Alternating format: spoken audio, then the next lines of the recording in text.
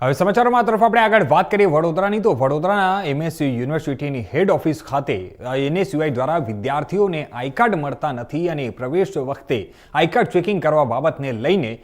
NSUI દ્વારા VC ઓફિસને તાળાબંધીનો programme કરવામાં આવ્યો હતો, પણ યુનિવર્સિટી ખાતે પહેલેથી જ પોલીસ પહોંચી ગઈ હતી અને જ્યાં ભારે સૂત્રોચ્ચાર કરતા અને તાળાબંધી કરવા જતા પોલીસે તમામ એનએસયુઆઈના વિદ્યાર્થીઓની અટકાયત કરી હતી, જેમાં ધક્કામુક્કીના ભારે દ્રશ્યો પણ નજરે જોવા મળ્યા હતા।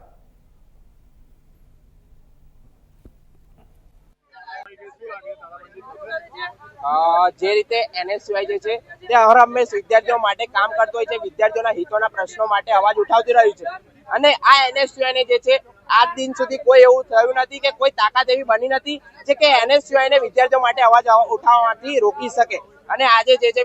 વીસી સરને જે ચીમકી આપી હતી કે આઈડી કાર્ડ આપો નહીં તો અમે તાળાબંધી કરીશું, તો અમે આજે તાળાબંધી કરીને રહીશું અને જ્યાં સુધી વિદ્યાર્થીઓને આઈડી કાર્ડ પૂરું પાડવામાં નહીં આવે ત્યાં સુધી આ એનએસયુઆઈ વિદ્યાર્થીઓની પડખે ઊભું રહેશે। અમે જે છે વિદ્યાર્થીઓ માટે લડત લડતા આવ્યા છે અને અમે વિદ્યાર્થીઓ માટે જે પણ અમે કીધું છે તે અમે કરીશું અને આનાથી પણ ઉગ્ર રજૂઆત કરવાની થશે તો અમે કરીશું। રોય તેજસ, ઉપપ્રમુખ વડોદરા શહેર એનએસ।